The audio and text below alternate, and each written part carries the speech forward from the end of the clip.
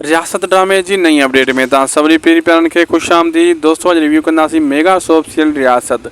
जी हाँ दोस्तों, खजू साहब रात ॾींहुं हिकु करे छॾियो आहे। ड्रामे जी शूटिंग में बाहि ॿारे छॾी आहे। खजू साहब सॼो ॾींहुं सॼी राति ईअं शूटिंग थो करे जीअं ॿुड़े कई ॿारनि सां। ऐं खजू साहब जी इहा कोशिशि आहे त रियासत ड्रामे खे कीअं बि करे मां कामयाबु कंदुसि ऐं जल्द खां जल्द हिन खे मैदान में आणींदुसि। केटीएन वारनि जो चैनल ईअं सफ़ा ट्रेंडिंग में आणींदुसि।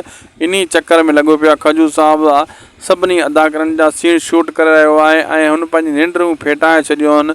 ऐं खजू साहब दोस्तों जॾहिं बि जंहिं वाक़ई सीरियल में हथु विझंदो आहे उन खे हू कामयाबु कंदो आहे, उन खे फाइनल करण जी पूरी कोशिशि कंदो आहे। चवंदो आहे त सभ खां वधीक सभ खां पहिरियां जल्दी इन खे फाइनल कयां।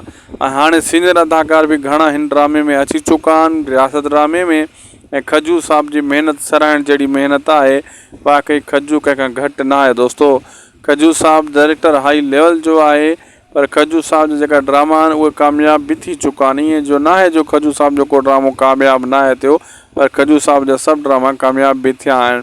हीउ ड्रामो जेको आहे रियासत सभिनी जो रिकॉर्ड टोड़ींदो। हीउ सभिनी खां वधीक कामयाबु थींदो दोस्तों। तमामु जल्द ॾिसंदो त हीउ ड्रामो अहिड़ो मतिलबु व्यूज़ खणंदो, व्यूअरशिप खणंदो जो पोयनि ड्रामनि जा बि रिकॉर्ड टुटी वेंदा। दोस्तों अॼु जो वीडियो पुॻो पंहिंजी पुॼाणी ते। अगरि तव्हां वीडियो एसी ताईं ॾिठो त महिरबानी करे उदासी टीवी यूट्यूब चैनल खे ज़रूरु सब्सक्राइब लाइक शेयर करे छॾींदा। हीउ अव्हांजो चैनल पंहिंजो चैनल आहे, पंहिंजो चैनल सम्झी करे सब्सक्राइब लाइक शेयर कयो।